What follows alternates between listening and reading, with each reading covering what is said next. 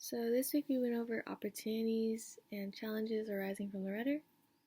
So the three major elements of rhetorical context, that's audience, subject, and rhetor.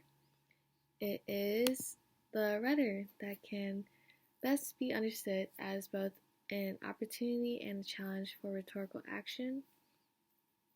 And so one way we are influenced is through our impressions of the rhetor. And so we accept the idea or believe the claim because we trust and respect the person who presents it. So this is why they emphasize ethos, and that is the power of the writer's character, and ethos being their credibility is extremely important. So going on with ethos, it is one of the three paths to persuasion, along with logos and pathos. And it is, again, the character of the rhetor. And so the attitude that members of an audience have towards the rhetor is also ethos. And attitudes towards the rhetor prior to the rhetorical act originate in 5 different areas. So 1, the rhetor's reputation or track record. 2, the rhetor's appearance. 3, how the rhetor is introduced to the audience. 4, the context in which the rhetorical act occurs. And 5, the occasion of the rhetorical act.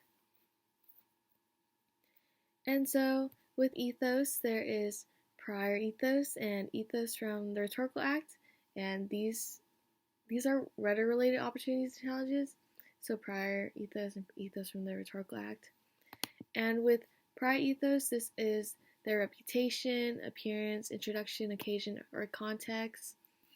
And with ethos from the rhetorical act, this is expertise, trustworthiness, dynamism, and identification.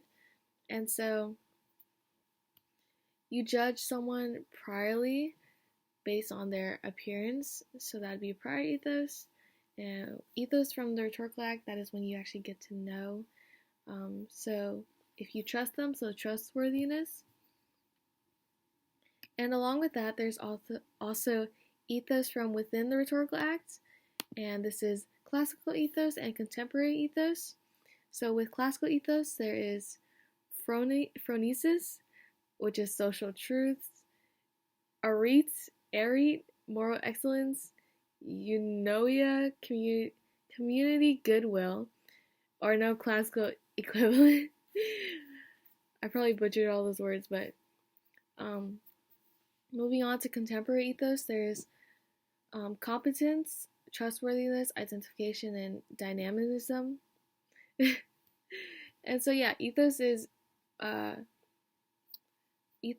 significantly influenced by the relationship between the rhetor and the audience, and the ethos of the rhetor is very also closely related to participation by the audience in the rhetorical act. So it's very important. And then moving on to the readings, this week we read Levy's Woman and the Rise of Raunch Culture and Coley's Pop Culture's Transgender Moment, Why Online TV is Leading the Way. And so starting off with Levy's, in her reading, Woman and the Rise of Raunch Culture, the genre elements are women, and specifically their sexual expression. And so women who show off that sexual expression frequently. She states that these women have come very, very far, and basically objectification and misogyny is the least of their worries, and women have definitely joined together with their sexual expression with pop culture. And so female sexuality and raunch culture, which is the whole sexual expression, have become a really popular trend with, for example, porn being more mainstream, and things such as Playboy and Brazilian bikini waxes are being now more embraced than shamed upon.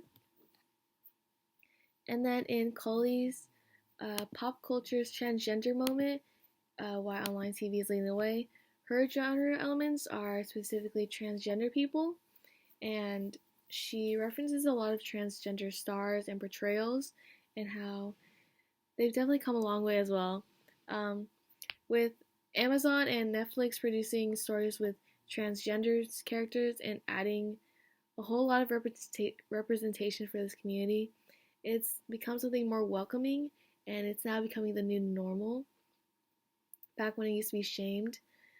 So these two definitely have a lot in common. And so with online TV incorporating more transgender representation, it really encourages transgender people to stop accepting unfair, maybe even derogatory portrayals on TV. And so, yeah, these two readings definitely had a lot in common of how, for example, transgender people were shamed upon, and now it's really come a long way, and people are now becoming more accepting, as well as women expressing themselves sexually used to be shamed upon a lot, but now it's also becoming more embraced.